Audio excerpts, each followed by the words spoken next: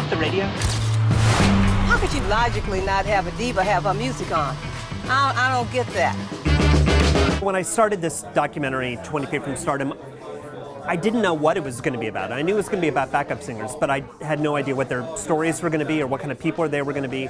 And the only way to figure it out was to actually sit down and interview backup singers. So I first started by interviewing 50 backup singers. And within a day, I was completely smitten. I mean, the thing is, they're the most incredible artists you've never heard of. You've heard their voice, you've heard their voices 1,000 times, you hear them on Muzak, you hear them in elevators, you hear them everywhere. And now you actually get a chance to meet them and realize who they are. The rock and roll people like Bruce and Elton John and Stevie wanted to know who that girl singer was. My life has been all about trying to make a success of the gift that I had. The singers I settle on were just, I just had to find the right balance of women, you know, primarily African-American women, backup singers. And I wanted to find women from different generations who had different decisions and life courses and opportunities, but collectively whose stories told a broader story of what the backup singer experience is like, because so many of them have the same kind of highs and lows.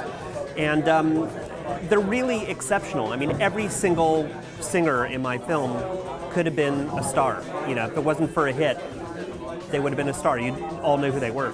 I felt like if I just gave my heart to what I was doing, I would automatically be a star. There was a while when I was making the film and I kept hearing these sad luck stories, and I kept thinking this is going to be a really depressing documentary. But what I realized is these women are not depressed. They're not bitter. They're actually incredibly hopeful and content and proud of the work they do as backup singers. And that became the bigger lesson the film teaches, which is, you know, we have to make the best of the life we have rather than the life we dreamt of having when we were young. And most of us have to deal with that kind of a bargain anyway. So I think that's the thing that really resonates about this film with audiences. When you're a backup singer, it is a springboard, but it can easily become a quicksand if that's not what you want to do. You know, we're all backup singers. I mean, most of us are not rock stars, most of us are not CEOs, most of us work collaboratively. You know, we don't get all the credit, all the money in the world, but most of us work to do something we're proud of.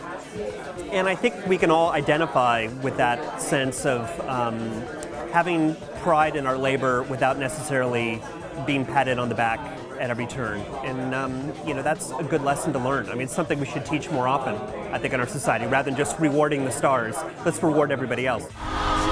They're in the game and they stayed in the game, and they're legends.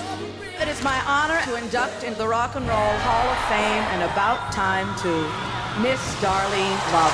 Somebody to leave.